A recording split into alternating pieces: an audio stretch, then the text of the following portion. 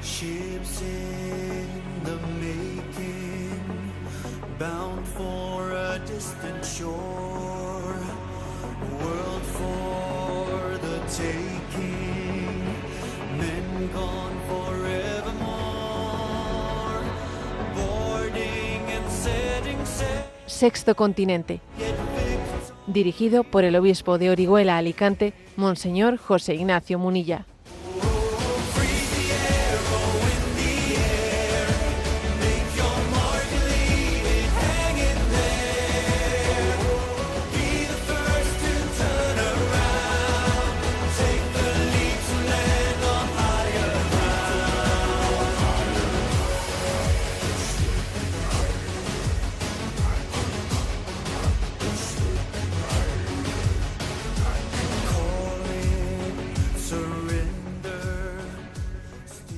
Un cordial saludo a todos los oyentes de Radio María. Un día más, con la gracia del Señor, nos disponemos a realizar este programa radiofónico llamado Sexto Continente, que lunes y viernes de 8 a 9 de la mañana, una hora menos, en las Islas Canarias realizamos aquí en directo en Radio María España. Hoy es 19 de mayo, ayer se celebraba en la Plaza de San Pedro del Vaticano la misa de inicio del pontificado de Benedicto, del Papa León XIV.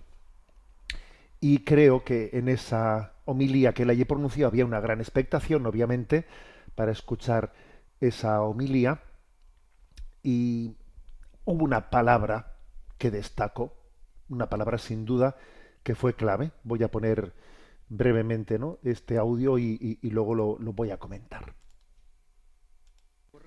Hermanos y hermanas, quisiera que este fuera nuestro primer gran deseo, una iglesia unida, signo de unidad y de comunión, que se convierta en fermento para un mundo reconciliado. Este fue el momento clave de esa homilía, ¿eh? Una iglesia unida, signo de unidad y de comunión, que se convierta en fermento de un mundo reconciliado. Él subrayó en su homilía que había dos dimensiones, ¿no?, en esa misión que Jesús le encomienda a Pedro. Es el amor y la unidad. Pedro, ¿me amas? Pedro, ¿me amas? Pues pastorea, cuida el rebaño, que haya un solo pastor y un solo rebaño. Amor y unidad son las dos dimensiones claves de esa misión que se le ha encomendado a Pedro, y por eso desde el primer momento hemos destacado como el lema elegido por León XIV ha sido pues más que significativo, ¿no? In nihilo uno unum, en ese uno que es Cristo, seamos todos uno. Esta es la clave. Estamos ante un gran reto y hemos sufrido muchos zarpazos de división. La comunión de la Iglesia se ha visto herida, y obviamente tenemos que poner todo nuestro acento en esta llamada a la unidad que nos hace el Papa. Sí, dos son las dimensiones de esa misión que Jesús le ha confiado a Pedro: el amor y la unidad. Que por cierto, esto me ha hecho recordar una expresión que le leía a Kiko Argüello en una oportunidad, y recuerdo que él decía: para que se suscite la fe en los alejados, tiene que haber dos signos: el amor al enemigo y la perfecta unidad. Esos son los dos signos que cuestionan a cualquiera que no crea. ¿Se puede llegar a amar a los enemigos? ¿Podemos llegar a ser uno? ¿Podemos vivir en unidad a pesar de nuestra tendencia a la disgregación, que cada uno pretende ir por su lado siempre? O sea, la tendencia al odio y la tendencia a la singularidad que nos lleva al enfrentamiento entre nosotros, o sea, son tan fuertes, son una consecuencia tan visible del pecado en nosotros, que cuando se produce el milagro del amor al enemigo y la unidad entre nosotros, nos dice: aquí tiene que estar Dios, porque es que si no, no entiendo cómo se puede amar a los enemigos y no entiendo cómo se puede conservar la unidad, a pesar de que estos son súper distintos, diferentes, que parecería que no tienen nada que ver unos con otros. Entonces, ¿cómo es posible esta unidad? Pues porque estos son dos dones del Espíritu Santo. Luego, aquí está la clave. Y por eso Jesús rogó al Padre. Acordaros de esa oración sacerdotal. Como tú me enviaste al mundo, así los envío yo también al mundo. Juan 17, 18. Y por ellos me santifico a mí mismo, para que también ellos sean santificados en la verdad. Fijaros, Jesús ruega al Padre diciendo, no solo por ellos ruego, sino también por los que crean en mí por la palabra de ellos, para que todos sean uno, como tú, Padre, en mí y yo en ti, que ellos también sean uno en nosotros, para que el mundo crea que tú me has enviado. Luego hay un gran signo que tenemos que mostrar al mundo, que es el amor al enemigo y la unidad. Son los dos grandes signos incontestables. Ante esos dos signos solo cabe decir la Iglesia es de Dios, la Iglesia es divina. No solo es humana, es divina. Si no nos entiende ese amor al enemigo y si no nos entiende esa unidad. Así ha comenzado solemnemente, ¿no? Pues este pontificado de León XIV con una homilía en la que ha puesto el acento en este punto nuclear.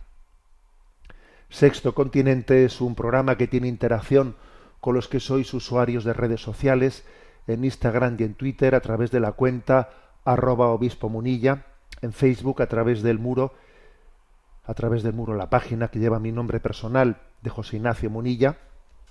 Los programas anteriores de Sexto Continente están a vuestra disposición, tanto en el podcast de Radio María como en las plataformas de iVoox, Spotify, también en el canal de YouTube, en Ti Confío, la página web multimedia www.enticonfio.org. Allí también encontráis los programas de Sexto Continente y además también desde allí podéis seguir en directo la emisión de este programa por el canal de televisión 24 horas, canal En Ti Confío 24 horas. Bueno, vamos adelante. ¿Y qué tema he elegido pues para este día como tema central? Bueno, pues ha llegado la revista, la séptima revista de la Asociación Católica de Propagandistas, que tiene el nombre de La Antorcha. Bueno, es el número séptimo, o sea que estamos todavía, digamos, como quien dice, en los inicios de este proyecto. Pero la verdad es que es un proyecto que tenemos que agradecer a la ACDP, la Asociación Católica de Propagandistas, que haga un servicio así de potente de reflexión, unos números que podríamos calificar de monográficos, en los que aborda con contundencia temas neurálgicos, ¿no? En los que se está jugando, ¿no?, por los valores de nuestra sociedad, que por cierto está ilustrada con una viñeta maravillosa de José María Nieto, y aborda este tema de la paternidad. Bueno, yo voy a hacer, pues obviamente no puedo resumir todo lo que dice, pero he escogido algunas pequeñas pues perlas, he escogido algunas de las afirmaciones centrales y las comparto con vosotros. Comenzando por la carta del director de Jaume Vives, en la que yo diría que con bastante acierto hace una referencia a una canción de Shakira. No sé si sabéis que Shakira, esta cantante, vamos, digamos, tan popular, tiene una canción que se titula Las mujeres ya no lloran, las mujeres facturan. El título se las trae, ¿no? Se las trae. Las mujeres ya no lloran, las mujeres facturan.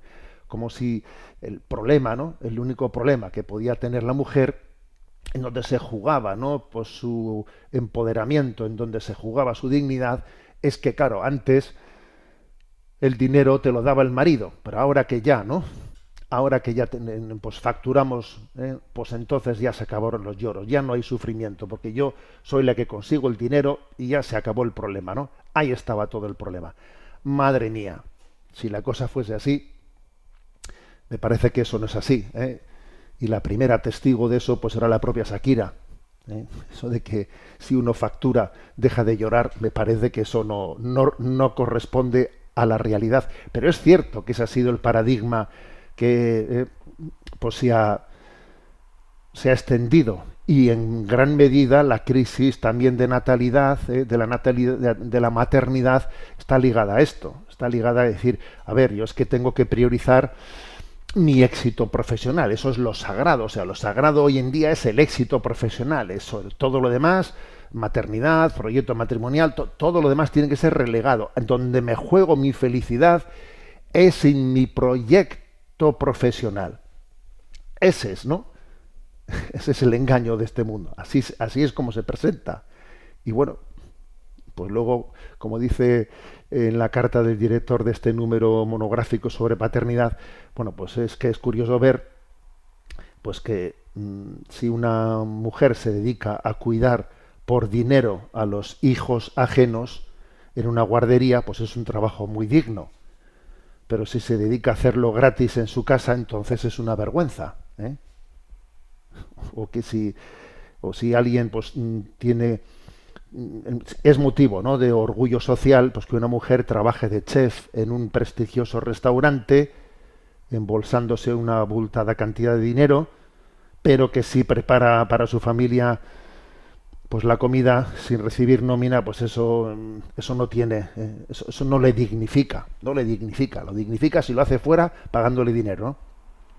Entonces, claro, con esos parámetros de que aquí lo que te dignifica es tu éxito profesional, pues la maternidad se ha convertido en una especie de castigo que no permite a la mujer que se dignifique. Y entonces esa es una gran mentira, y eso es uno de los elementos en los que ha entrado en crisis el concepto de maternidad, paternidad.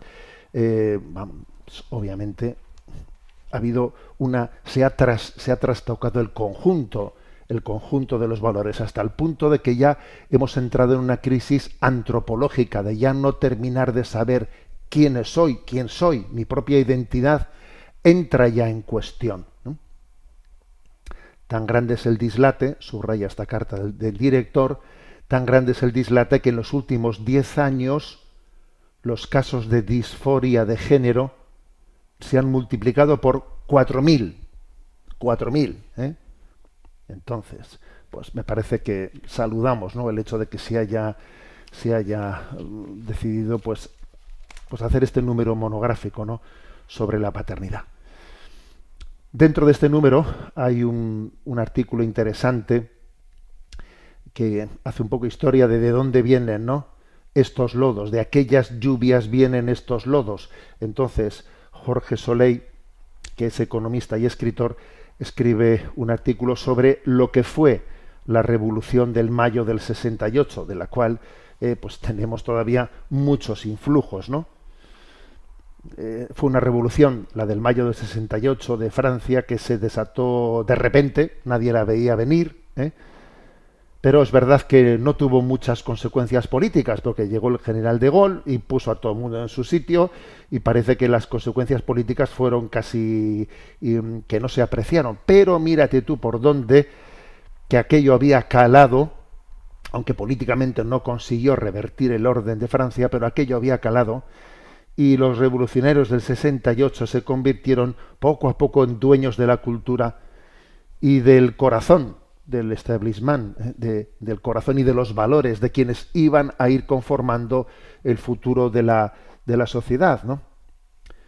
Y así se hizo hegemónica una mentalidad que tiene sus pilares en el ataque furibundo y sistemático a la noción de autoridad, que quizás, o sea, esta crisis que vivimos, esta crisis de paternidad, posiblemente uno de los puntos de partida es esa especie de rebelión frente a la noción de autoridad, que fijaros que esto está bastante relacionado con el propio pecado original, con ese seréis como dioses, a ti nadie te va a decir qué es lo que tienes que hacer o qué es lo que es bueno, qué es lo que es malo, ya decidiré yo, ¿no?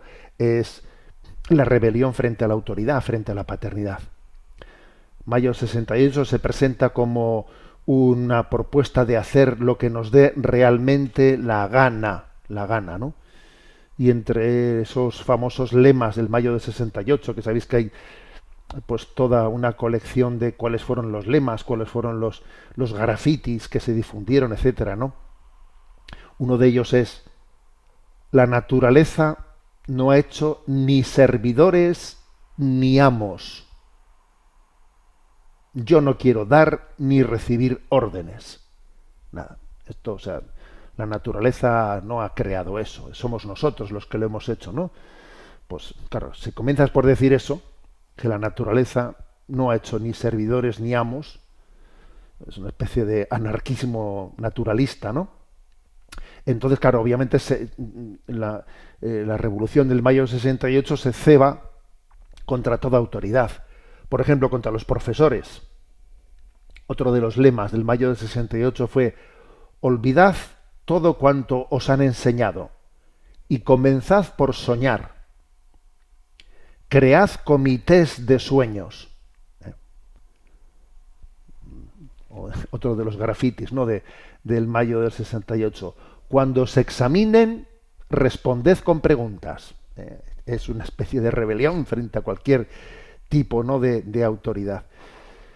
Lógicamente, el rechazo a la autoridad se extiende, por ejemplo, a las fuerzas de orden. Otro grafiti dice: un policía, ¿no? Un poli duerme en cada uno de nosotros.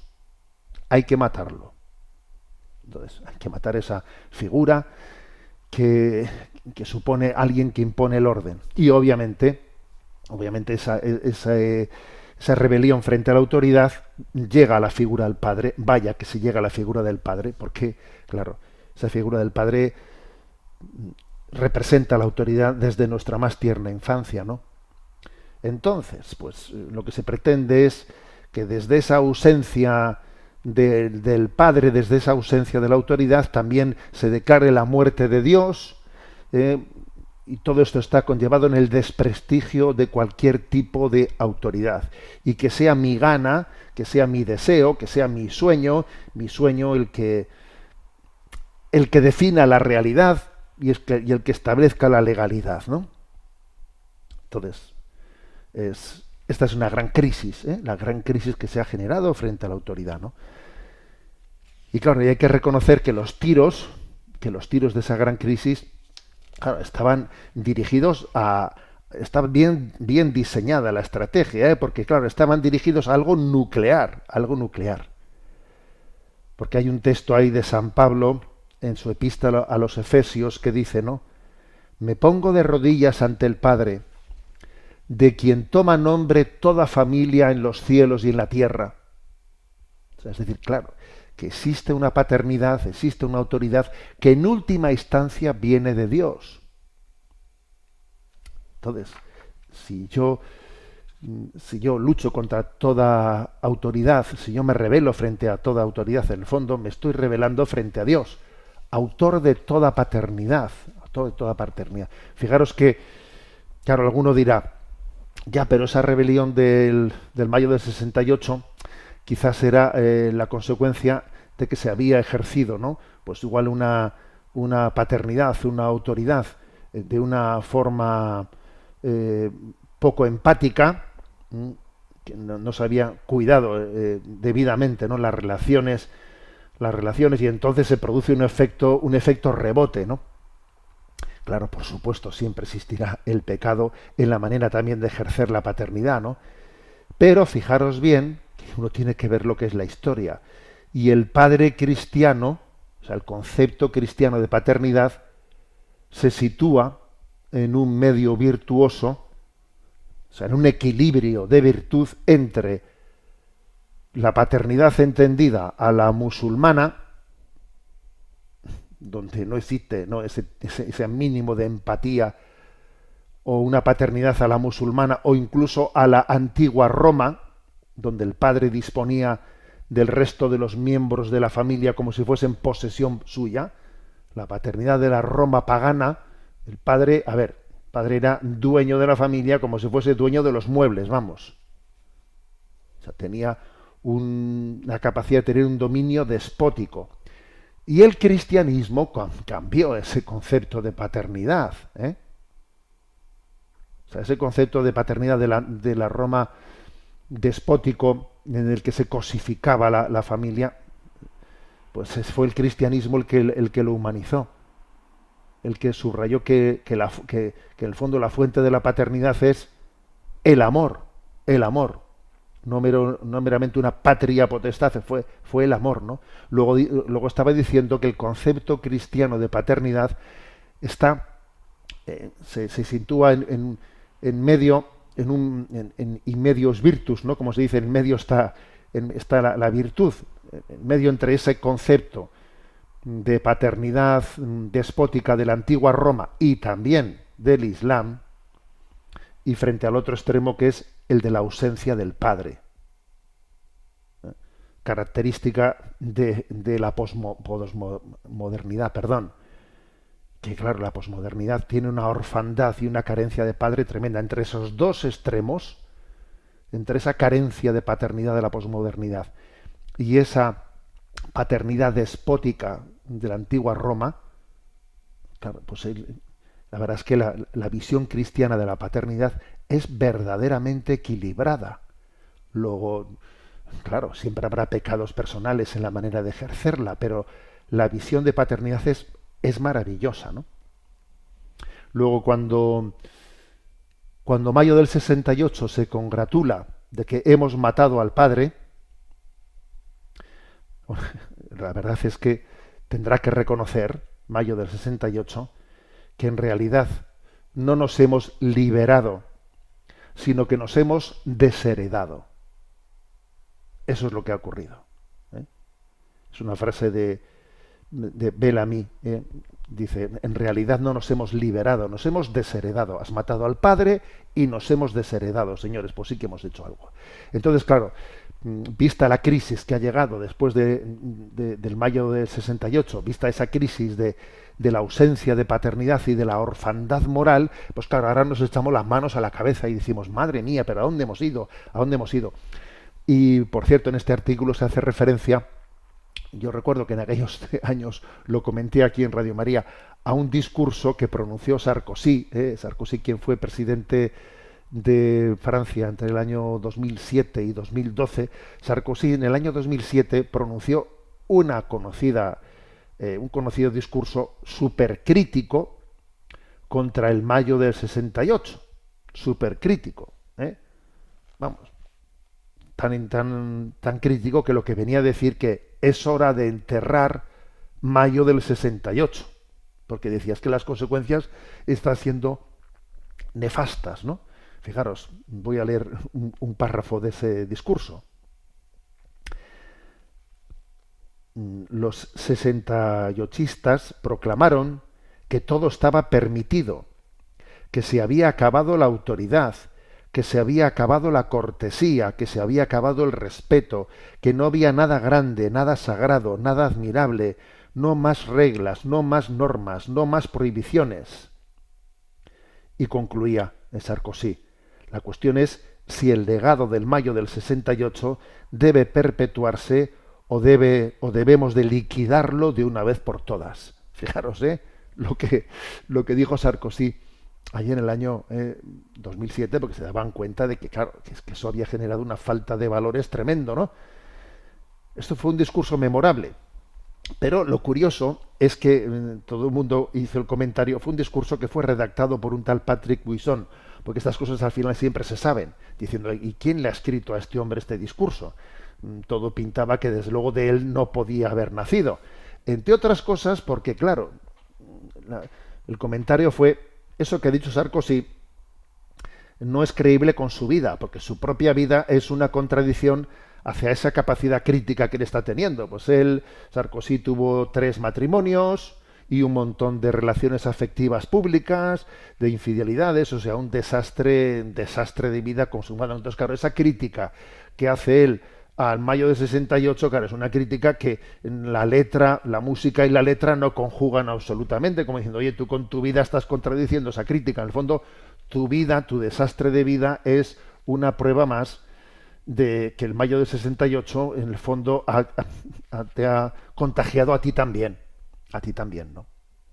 Entonces, esta es, señores, esta es la clave, ¿no? La clave en la que pienso que tenemos que hacer una reflexión sobre cómo esta gran crisis de paternidad, en el fondo se ha presentado como un caballo de Troya, ¿eh? Otro aspecto que creo que en este número monográfico sobre la paternidad se subraya. Especialmente hay una entrevista en este número monográfico. Es una entrevista que se hace a Inger Engqvist, una sueca, que ya es especialista en temas educativos. Inger Engqvist. Bueno, pues ella viene a subrayar el hecho de que tenemos que ser conscientes que aquí hay un caballo de Troya en esta crisis de autoridad, en esta crisis de paternidad. Me ha parecido como muy valiente algunas cosas que dice esta mujer, que las voy a referir. Se le pregunta: ¿cuál es la causa de que socialmente se haya cambiado en tan poco tiempo y de un modo tan radical la visión de la familia, del rol paterno y más en general de la autoridad misma? Bueno, atentos a la respuesta que ella da. Yo creo que los enemigos de Occidente han visto que no iban a poder vencer militarmente a Occidente y han encontrado un camino para hacerlo desde dentro, para debilitarlo desde el interior. Es algo que hemos visto sobre todo desde la universidad y los medios de comunicación, y lo vemos ahora con el wokismo. Ante el tipo de debilidad social que ha generado el movimiento woke en los últimos años, sabemos que aplaude Rusia, aplaude China, aplauden los países musulmanes. Porque si Occidente se destruye solo, es más fácil para ellos. A ver, esta reflexión es tremenda, ¿eh? Esta reflexión es tremenda. O sea, lo que viene a decir que es que aquí hay un caballo de Troya, ¿no? Que Occidente se autodestruye y, claro, y mientras tanto sus enemigos, entre comillas, aplauden. Claro, aplaude Rusia, aplaude China, aplauden los países musulmanes, viendo cómo nos autodestruimos en esa crisis de no creer en la autoridad, en esa crisis. Vete tú y pregúntales a los profesores de universidades, a los profesores de secundaria, a los profesores incluso en algunos lugares de primaria, etcétera, pues, la crisis de paternidad, la crisis, o sea, la disminución de matrimonios, la cantidad de matrimonios que se rompen, bueno, o sea, es decir, si es que dicen, mientras que Occidente se destruye solo, pues claro, los demás aplauden desde fuera. Entonces le pregunta en esta entrevista: ¿y cómo actúan esos enemigos de Occidente? Responde: destruyen la autoridad de la familia y todo tipo de autoridad, la de los jueces, la universidad y liderazgo político, sembrando la desconfianza y la crítica. Una estrategia que se ha dirigido a lo que es central en Occidente, que es el uso de la inteligencia. En el fondo, para atacar, ¿no?, el sentido de autoridad, de paternidad, se ha ido contra la inteligencia, ¿no? Nosotros utilizamos la palabra para dirigirla a la sociedad, ¿no? Entonces, cuando se deja de creer en la verdad, entonces ya tú pues no tienes capacidad de transmisión de valores. Si tú siembras un relativismo en el que la verdad no existe, entonces lo emocional lo es todo, lo emocional, y entonces tú ahí haces y manipulas como te da exactamente la real gana, la real gana. Entonces desde este hiperemotivismo que vivimos y de esta falta de racionalidad, desde esta desde este no creer en una verdad objetiva, etcétera, entonces somos súper vulnerables, claro, súper vulnerables. Bueno, como veis, un número muy interesante, ¿no?, sobre dónde está, de dónde viene, cómo proviene la crisis de paternidad. Vamos a a continuar en esta reflexión, pero bueno, como estamos en el mes de mayo, vamos a poner una canción que recuerdo haberla puesto hace ya unos años, pero que es impresionante, que es el Ave María en arameo. En arameo. Recuerdo que hace poco estuve en un colegio en el que había un grupo de niños que estaban impactados, pues porque habían escuchado rezar el Padre Nuestro en arameo, como Jesús lo pronunció, ¿no? Bueno, pues escuchemos este canto del Ave María en arameo en este mes de mayo. Y aprovecho para decir pues que estamos en la campaña de mayo de Radio María y que, bueno, pues estamos todos llamados a colaborar en este sostenimiento de Radio María. Y recuerdo cuál es el teléfono para llamar y hacer nuestra aportación. El teléfono es 91 8 22 80 10. 91 8 22 80 10. Escuchamos este Ave María en arameo, tal y como María lo escuchó, en ese idioma en el que lo escuchó del arcángel Gabriel.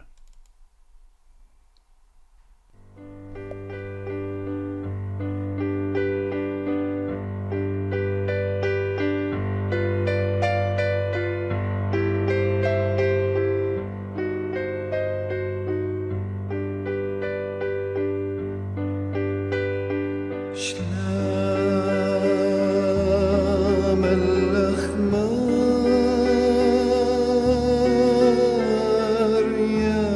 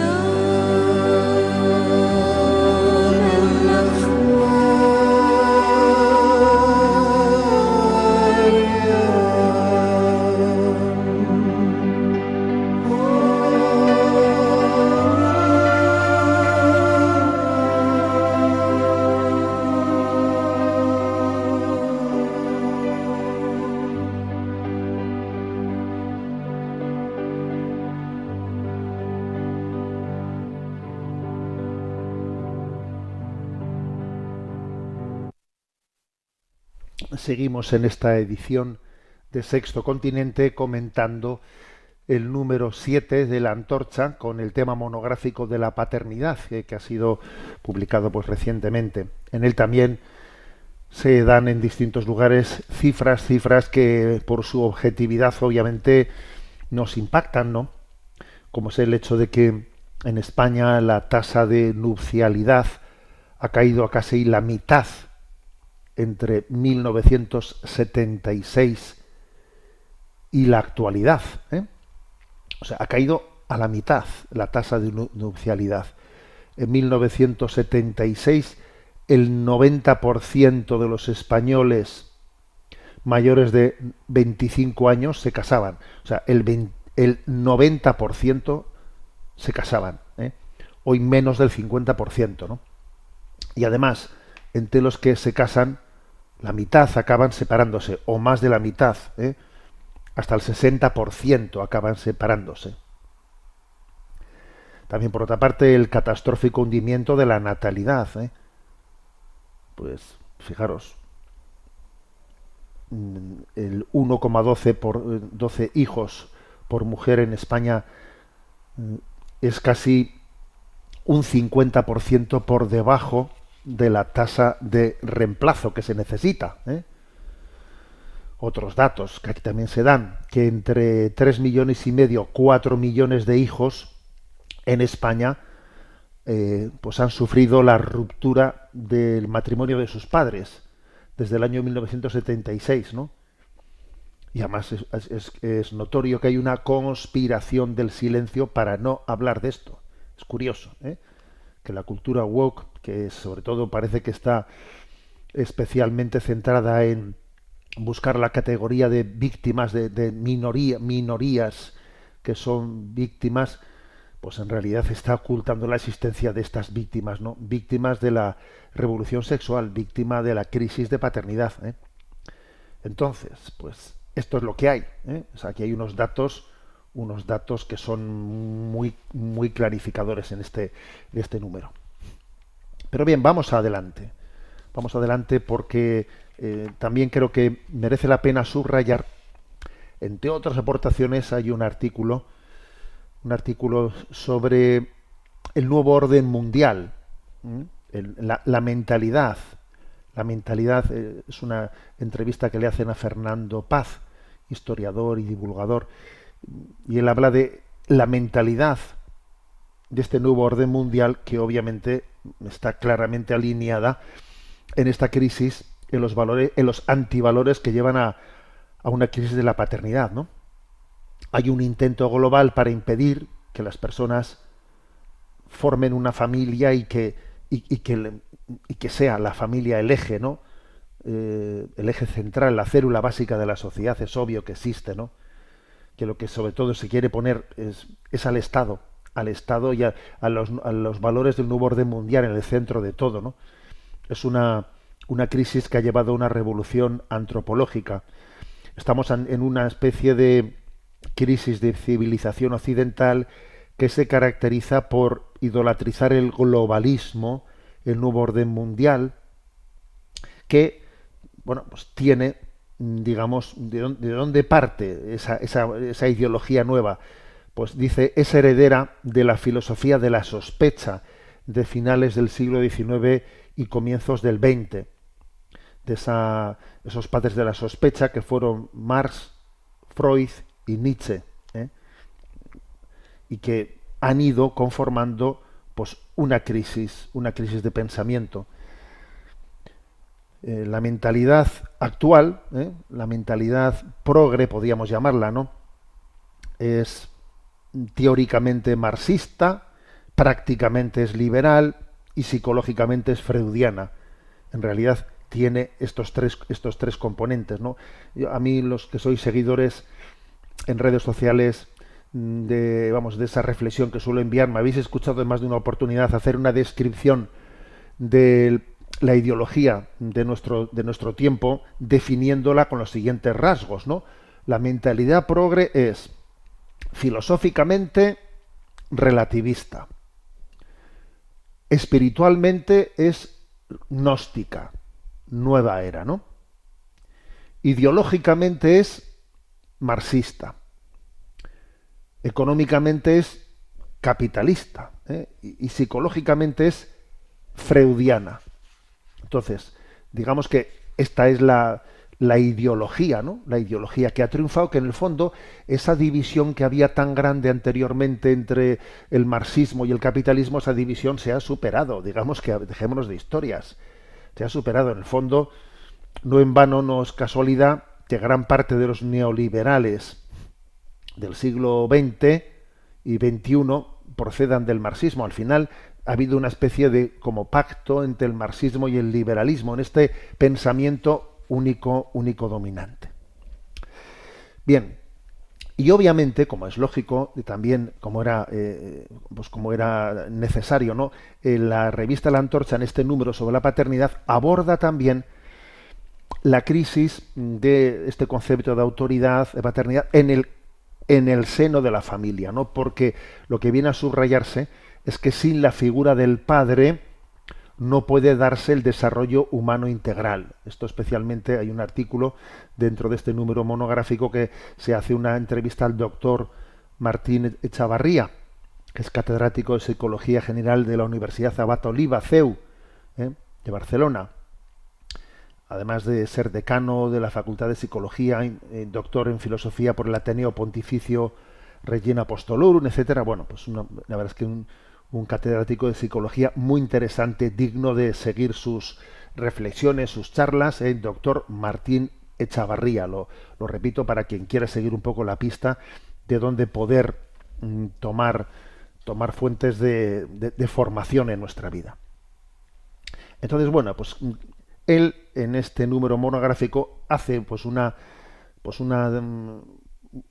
definición bastante, yo diría, clara sobre cuál es ese modelo de maternidad y de paternidad que ha sido clave y que cuando entra en crisis en el seno de la familia, pues se distorsionan las relaciones y vienen muchísimos sufrimientos, ¿no? Mientras que la madre representa psicológicamente la aceptación incondicional, como si dijéramos el calor de la intimidad, el padre, que también debe de amar incondicionalmente a los hijos, por supuesto, pero representa también de manera más específica la responsabilidad y la apertura al mundo exterior.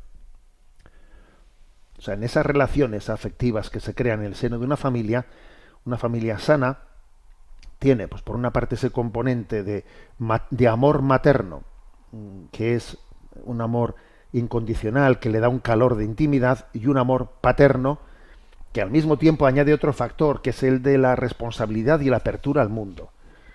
Que obviamente estos dos tienen que funcionar conjugadamente, al unísono, de una manera unificada, y así el niño se siente seguro, sin contradicciones, pero al mismo tiempo con acentos diversos, pero sin contradicciones, ¿no?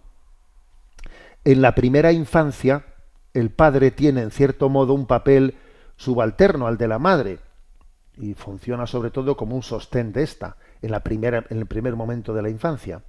Pero es en la adolescencia cuando el padre juega un rol preponderante, ¿no? Porque él representa el ideal y la norma de una manera específica, sobre todo para los varones, ¿no? Pero también para las niñas. O sea, este psicólogo hace este análisis, yo estoy resumiendo mucho, pero sobre dónde están las relaciones paterno-filiales psicológicamente equilibradas, ¿no? Y claro, y cuando ese equilibrio falta pasan muchas cosas. Por ejemplo, en esta entrevista se le hacen un par de preguntas políticamente incorrectas, ¿no?, a este psicólogo. La primera es: ¿existe una relación real entre las heridas afectivas que pueden provocar una mala relación con el padre y comportamientos de los hijos, como la promiscuidad o incluso la confusión de género o la homosexualidad? O sea, ¿existe una relación? Y él responde: como te decía, la relación con el padre es fundamental para la configuración de la identidad psicológica y moral de una persona. Esta identidad se va tejiendo en la relación continua con el padre. Así que las heridas en esa relación sí pueden comprometer el desarrollo de ese aspecto tan importante de la identidad, como por ejemplo eso que hoy se llama la identidad de género. Pero hay que ser cautos, porque esto no significa que esa vinculación sea unívoca o absolutamente necesaria. Hay muchas contingencias imprevisibles, ¿no?, que inciden en el desarrollo del ser humano, así como las decisiones personales de los hijos, sobre todo cuando son adultos, ¿no?, y que no son completamente responsabilidad de los padres. O sea, una pregunta, digamos, clave y una respuesta valiente y matizada al mismo tiempo, matizada. Otra pregunta contracultural que le hacen. ¿El divorcio impacta negativamente en los hijos y de modo especial en lo relativo a la figura paterna, ¿no? Y responde él: el divorcio, salvo circunstancias muy extraordinarias, como por ejemplo de maltrato, no es nunca vivido como algo positivo por los niños. Ellos son los primeros afectados por esa separación, que rompe prácticamente el suelo sobre el que ese niño está plantado. Tanto Santo Tomás como Jung comparaban a la familia, atención a esto que me ha llamado la atención, comparaban a la familia como un útero espiritual y psicológico. Es curioso, ¿eh? Dice que tanto Santo Tomás, fíjate tú, como Jung, la familia es un útero espiritual o psicológico. Es decir, que así como antes de nacer el niño se nutre y está protegido por el útero materno, después de nacer y durante los primeros años de vida el niño está contenido en la atmósfera psicológica de los padres como en un útero espiritual. Si ese útero se rompe, la vida psicológica está en riesgo y es difícil que no salga dañada. Entonces, claro, fijaros, ¿no?, qué afirmación tan contundente. La verdad es que una de las conclusiones de cómo mantener bien ese útero espiritual, pues es la de cuidar el matrimonio. O sea, el matrimonio, cuidar la responsabilidad, es la que nos garantiza que ese útero espiritual psicológico, esté bien, que no rompa aguas, para entendernos, que no rompa aguas, ¿no? Dice la entrevista: el padre y la madre, cuando actúan conjuntamente, casi como un solo principio, amando y promoviendo el bien de sus hijos, hacen que se dé la experiencia primera del propio valor personal por parte del hijo. O sea que, para la famosa autoestima. O sea, la autoestima nace de una experiencia de haber visto un amor de unos padres que se quieren, que se respetan, que se ayudan, que se unen para educarte, y eso obviamente te da la autoestima.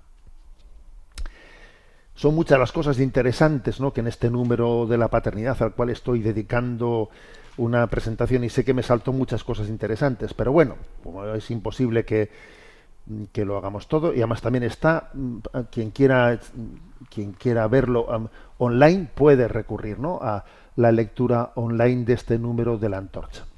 Pero no quiero concluir sin hablar también de la paternidad espiritual, porque dentro de este número pues hay un artículo de un sacerdote y profesor de teología de la Universidad de San Dámaso, Jaime López Peñalba, un sacerdote joven, pues que dice algo muy bello sobre la paternidad espiritual, ¿no? Dice, el título es: nada ayuda tanto al sacerdote como ser llamado padre.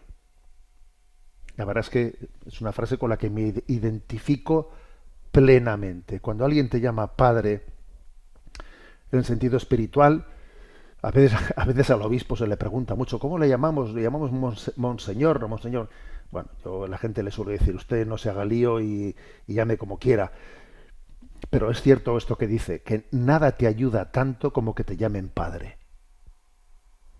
Eso te ayuda muchísimo, ¿no?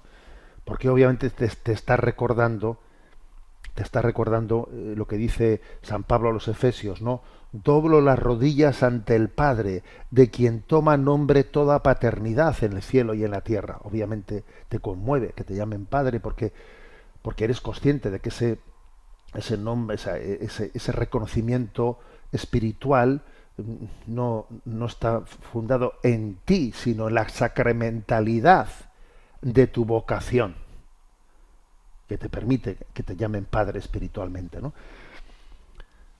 Leo lo que dice este artículo sobre la paternidad espiritual. En esta década larga de sacerdocio, se ve que él tiene 10 añitos de cura, me han puesto muchos títulos.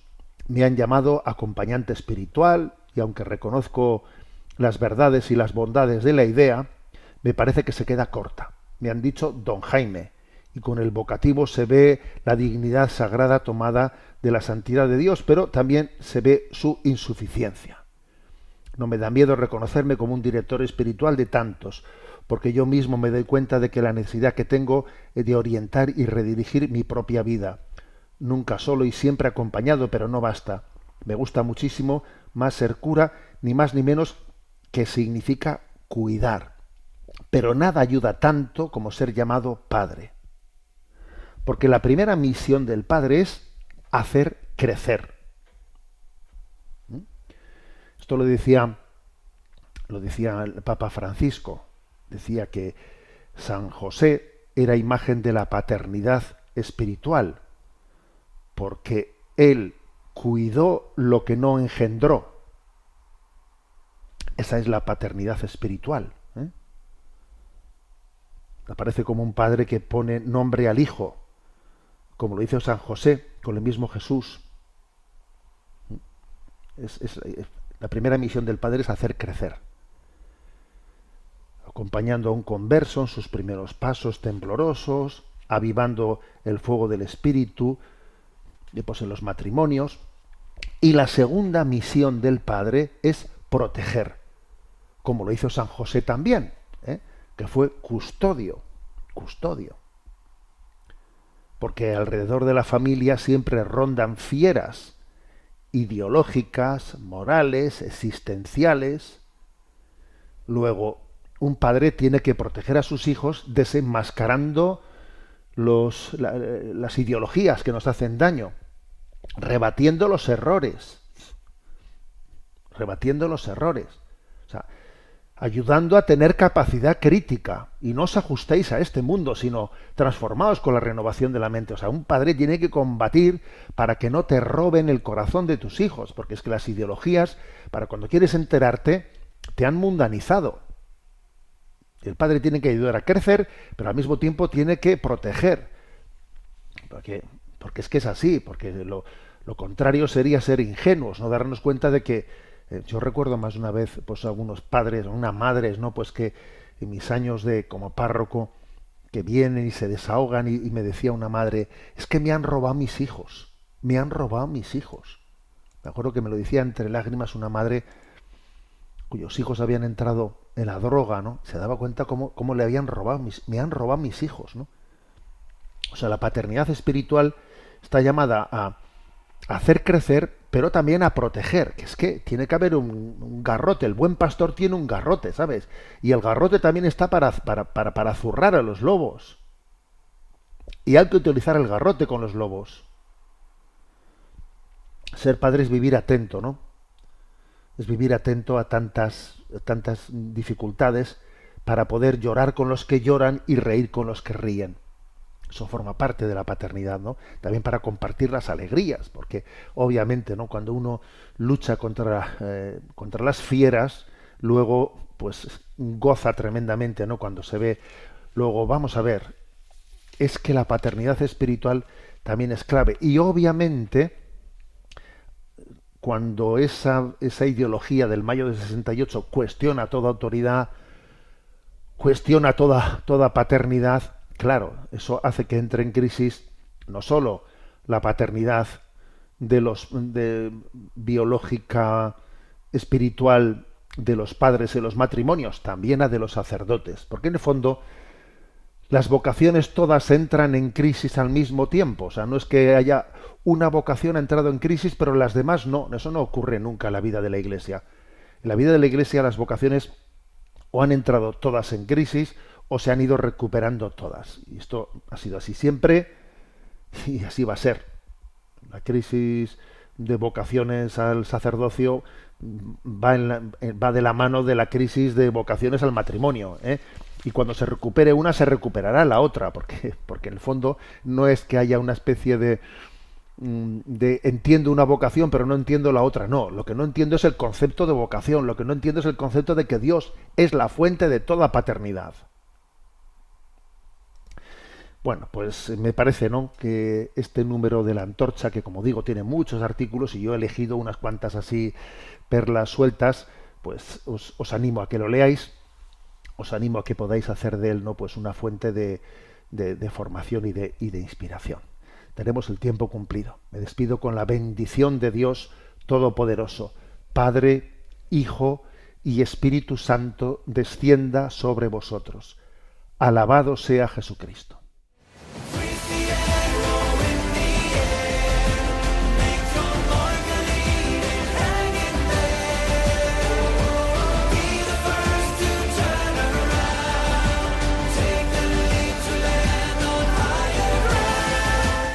Finaliza en Radio María Sexto Continente, dirigido por el obispo de Orihuela Alicante, Monseñor José Ignacio Munilla.